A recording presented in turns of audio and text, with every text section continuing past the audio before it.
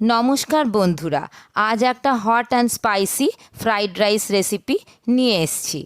তার জন্য একটা মশলা তৈরি করব, যেটা স্টোর করেও রাখতে পারবেন।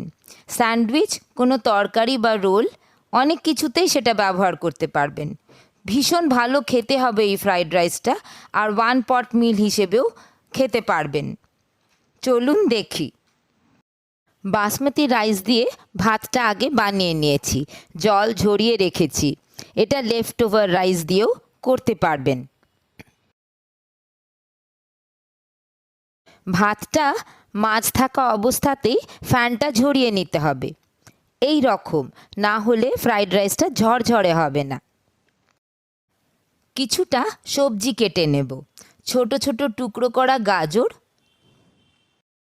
সুইট কর্ন, মটরশুঁটি, রেড বেল পেপার কিছুটা ছোট টুকরো করে নেব, yellow bell paper,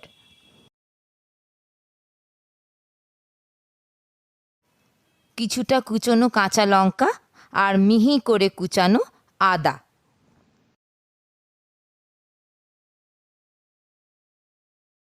flame on করে ফ্রাইং প্যানে হোয়াইট অয়েল দিলাম। গরম হলে তাতে আদা কাঁচা লঙ্কা কুচনোগুলো ভাজতে দিলাম।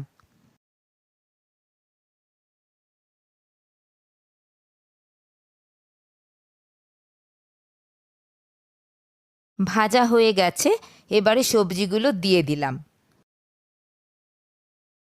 প্রথমে গাজরটা দিয়ে দিলাম।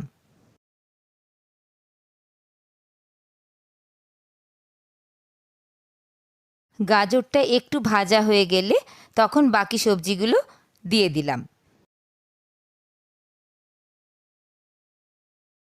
সবজিগুলো হালকা ভাজা হবে, যাতে ক্রাঞ্চিনেসটা থেকে যায়। যতক্ষণ সবজিগুলো ভাজা হচ্ছে, একটা মশলা বানাবো। এটা পিওর ভেজিটেরিয়ান পেরি পেরি মশলা। এইভাবে বানিয়ে নেব। একটা গ্রাইন্ডার জারে 4টে 1 ইঞ্চি সাইজের দারচিনি দিলাম। 8-10টা বেদমি চিলি দিলাম। এই বেদমি চিলি খুব সুন্দর একটা কালার দেয়, ফ্লেভারও দেয়, কিন্তু একদম ঝাল না। এটা সুপার মার্কেটে খুব সহজেই পাওয়া যায়। যদি না পান, তার জায়গায় 1.5 table spoon Kashmiri red chilli powder add করতে পারেন।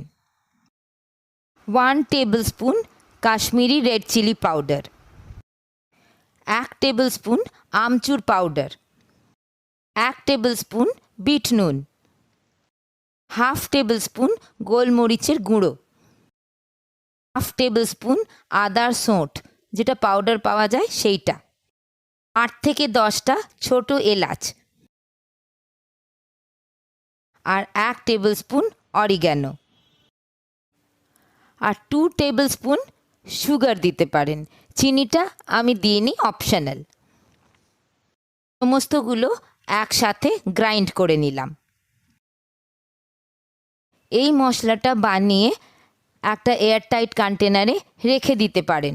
এইটা নানা সবজিতে, স্যান্ডউইচে, রোলে আপনারা ব্যবহার করতে পারবেন। ভীষণ টেস্টি, আর এত সুন্দর এই মশলাটার গন্ধ, না শুকলে বুঝতে পারবেন না। এবারে 6 কাপ ওই জল ঝরানো ভাতটা দিয়ে দিলাম ওই সবজিগুলোর ওপরে। হাফ টিস্পুন করে দুবার, মানে 1 টিস্পুন নুন দিয়ে দিলাম। 4 টিস্পুন চিনি দিয়ে দিলাম।